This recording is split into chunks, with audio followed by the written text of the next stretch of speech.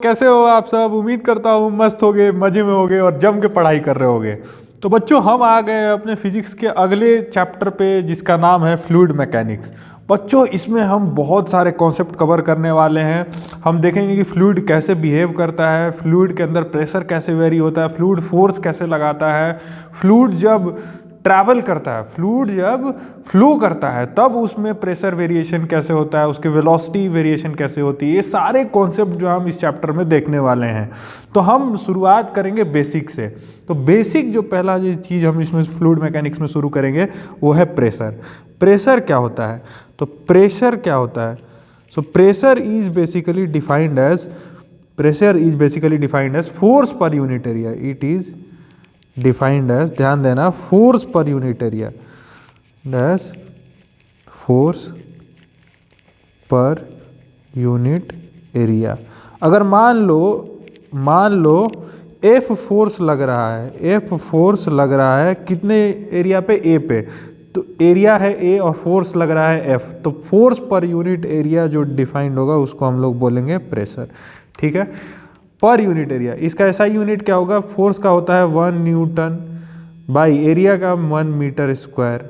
ठीक है, तो न्यूटन पर मीटर स्क्वायर जो होता है इसको बोलते हैं इसका प्रेशर और इसका ऐसा यूनिट। ठीक है, न्यूटन पर मीटर स्क्वायर को बोला गया है पास्कल। न्यूटन पर मीटर स्क्वायर को बोला गया है क्या? पास्कल। ठीक है, अच्छा, एटमॉस्फेरिक प्रेशर पता होगा। एटमॉस्फेरिक प्रेशर मतलब एयर कितना एग्जर्ट प्रेशर करता है। एटमॉस्फेरिक प्रेशर, ध्यान देना, atmospheric pressure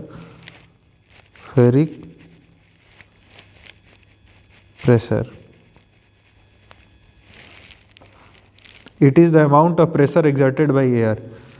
it is the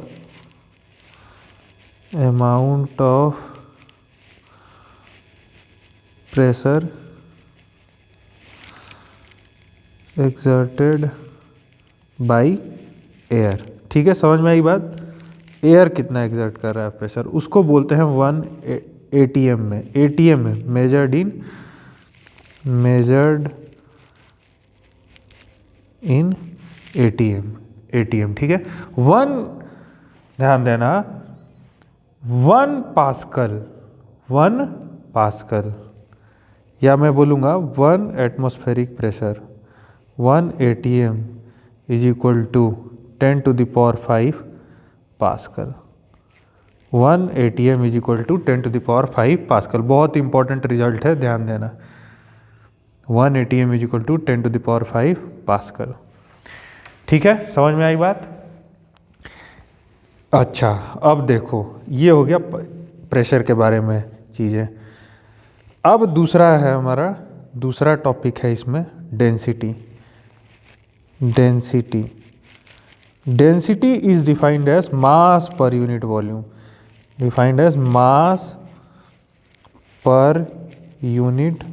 इसमें हम इस वाले चैप्टर में हम मास पर यूनिट वॉल्यूम वाले डेंसिटी को ही देखेंगे, जिसको हम रिप्रेजेंट करेंगे रो से। ठीक है, तो डेंसिटी को rho is equal to mass per unit volume. ठीक है, मास का ऐसा unit KG, volume meter cube में, मीटर इंटू मीटर क्यूब में होगा। ठीक है, केजी पर मीटर क्यूब में हम मेजर करेंगे। ठीक है, अच्छा, एक और चीज़, 1 metre cube is equal to होता है 1000 लीटर। डेंसिटी ऑफ वाटर जो होता है, वो 1000 केजी पर मीटर क्यूब होता है, and that is also equal to 1 metre cube is equal to 1000 litre, मतलब कि 1 केजी पर लीटर भी होता है। ठीक है, तो ये बहुत ही इंपॉर्टेंट रिलेशन है जिसको कि ध्यान में रखना है। ठीक है, अच्छा, एक और क्वांटिटी है इसमें, एक और क्वांटिटी है जिसका नाम है रिलेटिव डेंसिटी।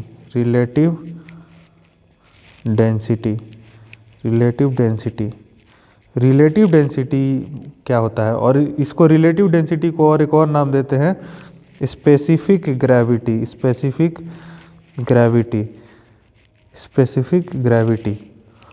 ठीक है, इसको डिफाइन करते हैं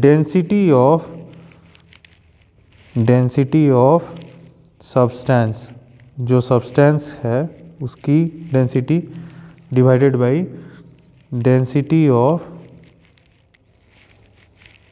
वाटर, ठीक है, डेंसिटी ऑफ वाटर। बहुत ही इंपॉर्टेंट रिलेशन है ये है स्पेसिफिक ग्रेविटी का। स्पेसिफिक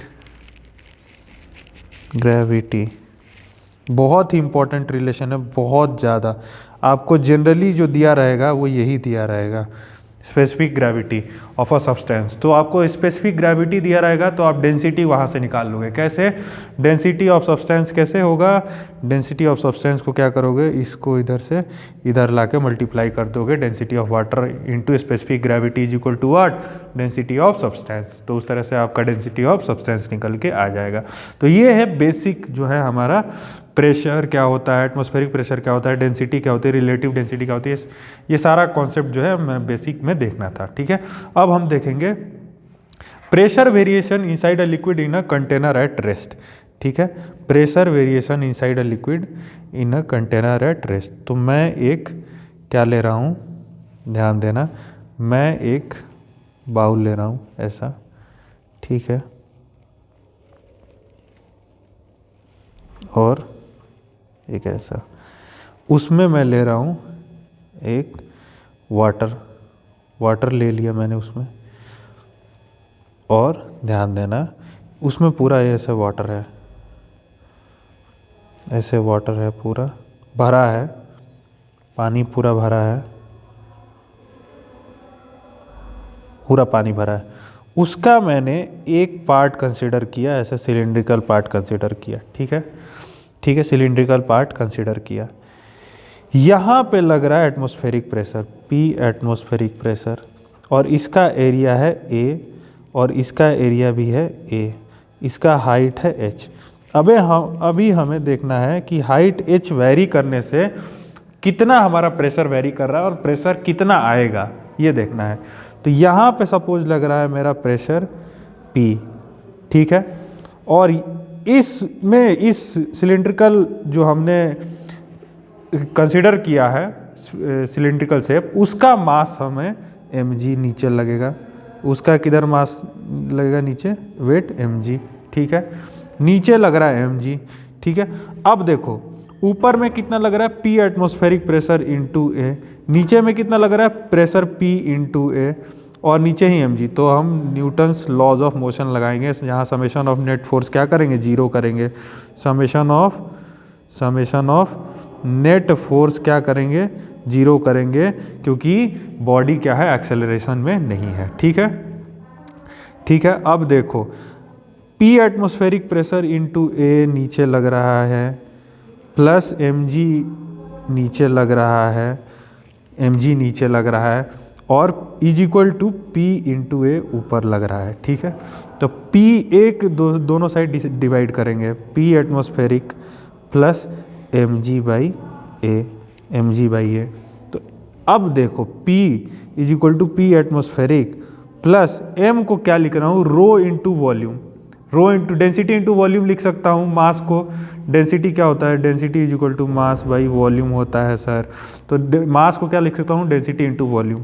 तो density into volume into gravity by area. अच्छा, वॉल्यूम कैसे लिखूंगा इसका, वॉल्यूम लिख सकता हूँ area, base area into height h, base area into height h लिख सकता हूँ। तो P is equal to P atmospheric plus rho, V की जगह A into H into g by A, यहाँ से A से A गया। तो P क्या आया, P atmospheric plus rho G H। आपका प्रेशर वेरिएशन आ गया एट हाइट H, क्या आया, P atmospheric plus rho G H, P atmospheric plus rho G H। Height H नीचे अगर जाओगे तो एटमॉस्फेरिक प्रेशर ऊपर अगर PATM है, तो H हाइट नीचे पे आपका एटमॉस्फेरिक प्रेशर क्या होगा, PATM plus rho G H हो जाएगा।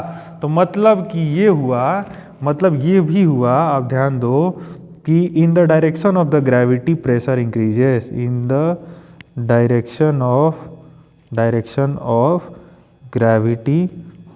Gravity pressure increases, pressure increases, सही बात है, ठीक है। In the direction of gravity what, pressure increases. अच्छा एक और चीज़, अगर ये बॉडी एक्सेलरेटिंग होती, अगर ये बॉडी एक्सेलरेटिंग होती, तो मैं केस 1 ले रहा हूँ, यहाँ पे ध्यान देना, case 1 if body is accelerating in vertical direction में अगर मेरी बॉडी एक्सेलरेट कर रही है, तो देखो ध्यान दो, वर्टिकल डायरेक्शन में एक्सेलरेट करिए, मतलब अगर सपोज मैंने मान लिया कि ऊपर की तरफ एक्सेलरेशन है इसका ए, ऊपर की तरफ एक्सेलरेशन है ए, तो इस पे स्यूडो फोर्स, अगर मुझे न्यूटन्स लॉज ऑफ मोशन काम करना है, तो मुझे नॉन इनर्शियल फ्रेम को क्या करना है, इनर्शियल फ्रेम में कन्वर्ट करना है, तो इसका एक्सेलरेशन को क्या करना है, 0 करना है, और स्यूडो फोर्स क्या लगाना है, एम ए, अपोजिट डायरेक्शन में।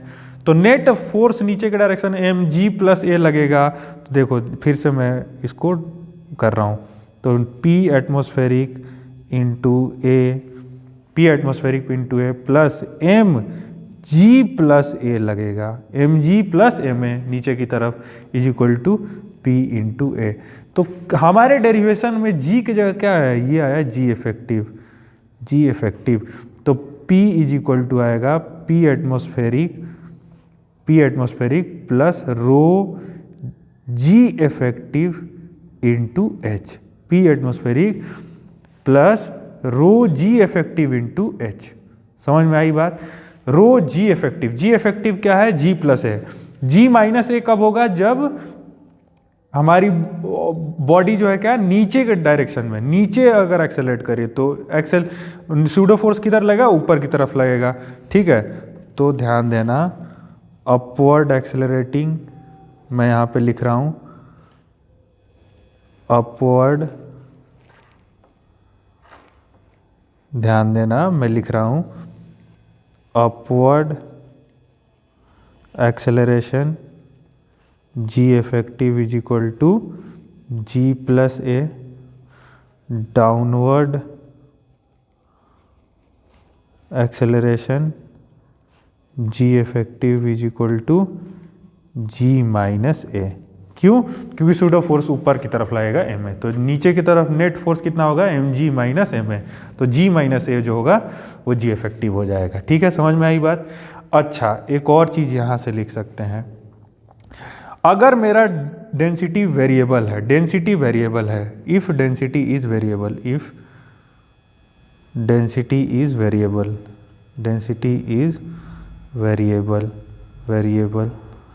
तो यहाँ पे दोनों साइड डिफ्रेंशिएट करो, d p is equal to क्या, रो जी डी एच।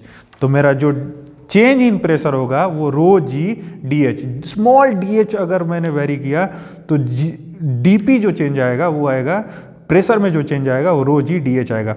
अगर आपको दिया रहे rho as a function of h, मतलब सपोज एच स्क्वायर प्लस 2, तो दोनों साइड इंटीग्रेट करके क्या करोगे आप, d p change in pressure निकाल लोगे, तो यहाँ से d p is equal to rho G D h. यहाँ भी अगर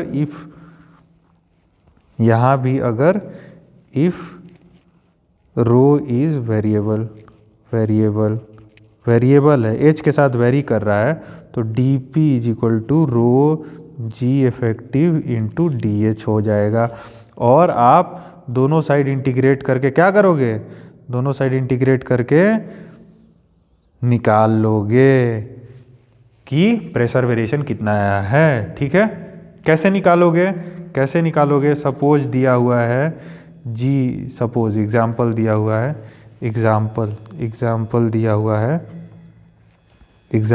हुआ है, rho is varying as H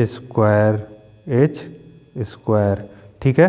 तो डी पी क्या है, रो जी डी एच, तो इंटीग्रेट करो दोनों साइड, ठीक है। एच इक्वल टू 0, मतलब हाइट इक्वल टू 0 पे पी एटमॉस्फेरिक प्रेशर है, ठीक है, और एच इक्वल टू एच पे निकालना है, ठीक है। तो दोनों साइड क्या करो, तो पी है यहाँ पे, एच इक्वल टू एच पे निकालना है, तो P P minus P atmospheric, ठीक है, लिमिट रख दी, dp का इंटीग्रेशन p, तो p minus P atmospheric limit रखने के बाद अब दूसरे साइड पे रो की वैल्यू रखनी है, क्या है, एच स्क्वायर, जी कांस्टेंट, डी एच, ठीक है, कहाँ से कहाँ तक एच वेरी कर रहा है, एच 0 से एच तक वेरी कर रहा है, तो कितना आएगा, ये आएगा एच स्क्वायर का integration h cube by 3 into g भी है, ठीक है, 0 से लेके एच तक, तो P इज इक्वल टू क्या आया,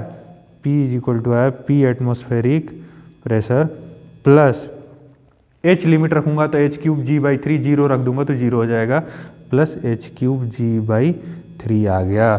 तो मेरा रिजल्ट क्या आ गया, अगर मेरा पी एच स्क्वायर के वेरी कर रहा है तो p atmospheric pressure plus h cube g by 3, यह आपको याद नहीं रखना है, ऐसा कुछ भी हो सकता है, रो कैसे भी वेरी कर सकता है, rho h square h cube h 4, तो आपको इस फॉर्मूले में d p is equal to rho G D h में रख के निकाल देना है, ठीक है, समझ में आई बात। अच्छा, अब आ गए हैं हम अगर केस टू पे, केस टू है if container is accelerating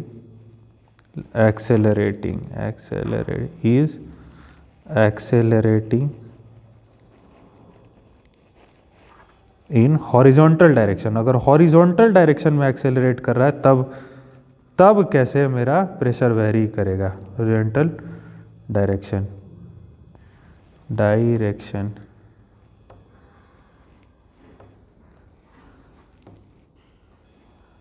direction, ठीक है, अगर मेरा हॉरिजॉन्टल डायरेक्शन में मेरा कंटेनर मूव कर रहा है तो कैसे होगा, ध्यान दो इधर, तो मैं बना रहा हूँ एक कंटेनर, ये कंटेनर बनाया और ये रहा ऐसा कंटेनर,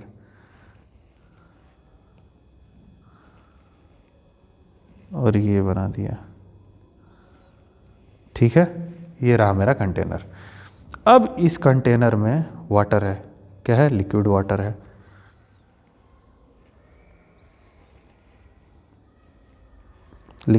है, अब इसको इधर एक्सेलरेट किया, किससे, एक्सेलरेशन ए से, इसको एक्सेलरेट किया एक्सेलरेशन ए से, तो किसी पॉइंट पे बताओ, किसी पॉइंट पे फोर्स कितना लगेगा, नीचे की तरफ लगेगा mg, और इधर के डायरेक्शन में अगर स्यूडो फोर्स की बात करें तो क्या लगेगा, ma। अगर मुझे किस फ्रेम में जाना है, कंटेनर के फ्रेम में जाना है, तो हर एक लिक्विड पे एक इस डायरेक्शन में फोर्स लगेगा, तो इस डायरेक्शन में फोर्स लगने की वजह से क्या होगा, लिक्विड का जो शेप होगा वो कैसा हो जाएगा, वो कुछ ऐसा हो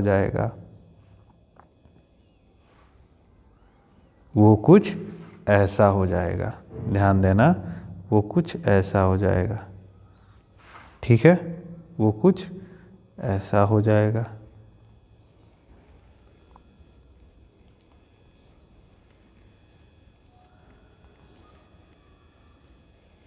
ठीक है, समझ में आई बात। अच्छा, ये एंगल जो बना रहा है, ये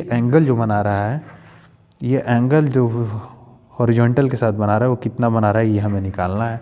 तो यहाँ पे लग रहा है नीचे की तरफ mg, ठीक है, और इधर की तरफ लग रहा है कितना, ma, इधर की तरफ लग रहा है ma, ठीक है, तो ये भी एंगल कितना हो जाएगा, ये कॉरस्पॉन्डिंग एंगल से ये भी एंगल हो जाएगा थीटा, ठीक है, तो tan थीटा कितना हो जाएगा, tan थीटा होगा sir y component by x component, y component कितना है mg, x कॉम्पोनेंट कितना है ma, तो tan थीटा हो जाएगा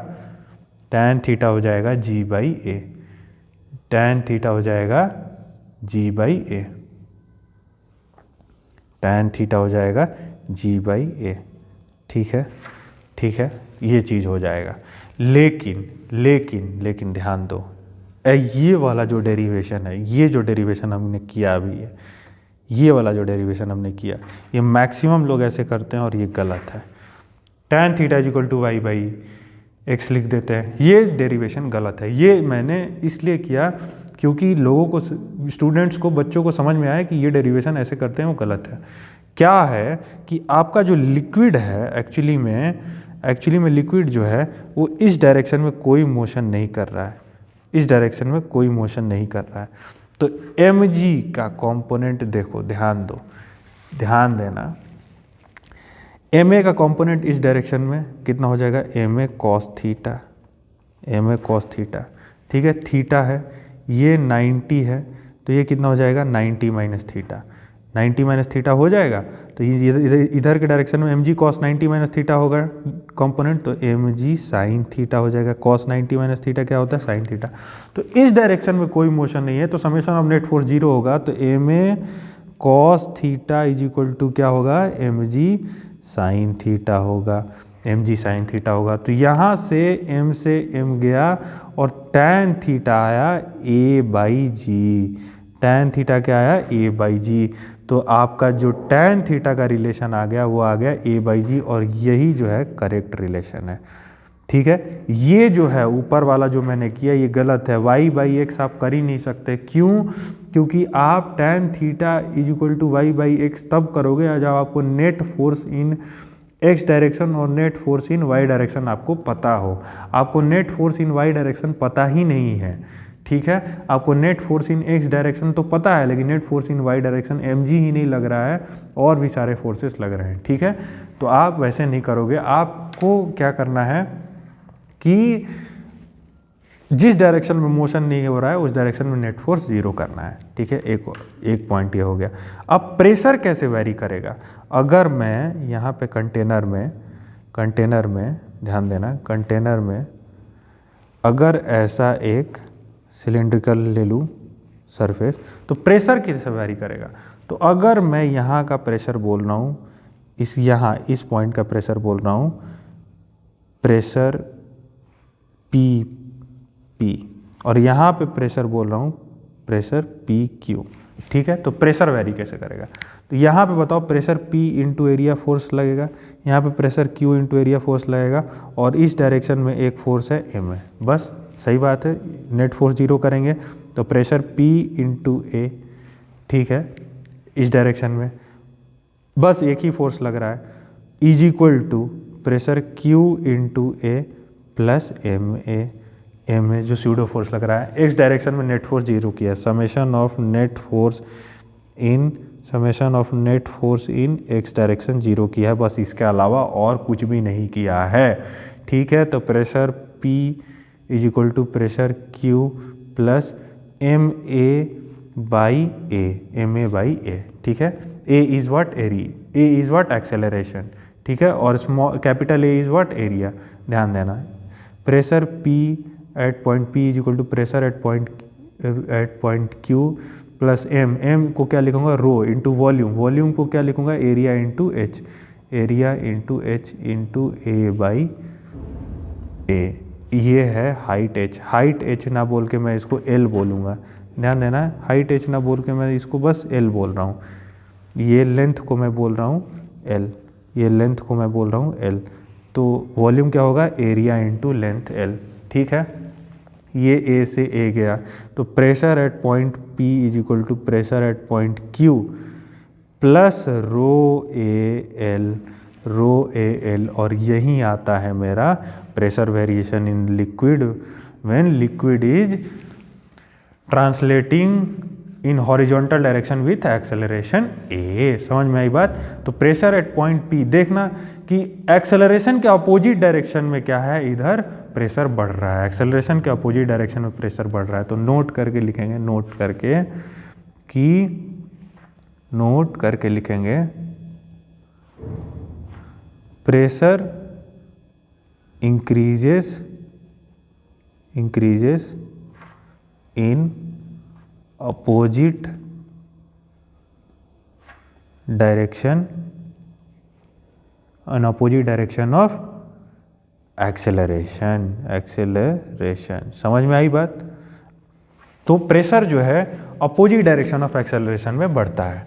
तो इतना कंटेंट जो था हमने इसमें कवर कर लिया है, और ये है टोटल प्रेशर के बारे में, प्रेशर वेरिएशन के बारे में लिक्विड में कैसे प्रेशर वेरी करता है विथ हाइट h, और हॉरिजॉन्टल डायरेक्शन में प्रेशर कब कैसे वेरी करता है जब लिक्विड जो है या कंटेनर जो है हॉरिजॉन्टल डायरेक्शन में एक्सेलरेशन a से कर रहा है। तो आने वाले लेक्चर्स में हम देखेंगे कि फोर्स लिक्विड कितना लगाता है बॉटम सरफेस पे या किसी भी लिक्विड में। लिक्विड अगर कंटेनर में रखा गया है तो लिक्विड जो है बॉटम सरफेस पे, वॉल्स पे कितना फोर्स लगाता है, ये वाला जो कॉन्सेप्ट है हम देखेंगे और उसका फॉर्मूला देखेंगे। तब तक से आप बहुत सारे क्वेश्चंस इस पे प्रैक्टिस कर सकते हैं। एंजॉय करिए, मस्त रहिए। जय हिंद।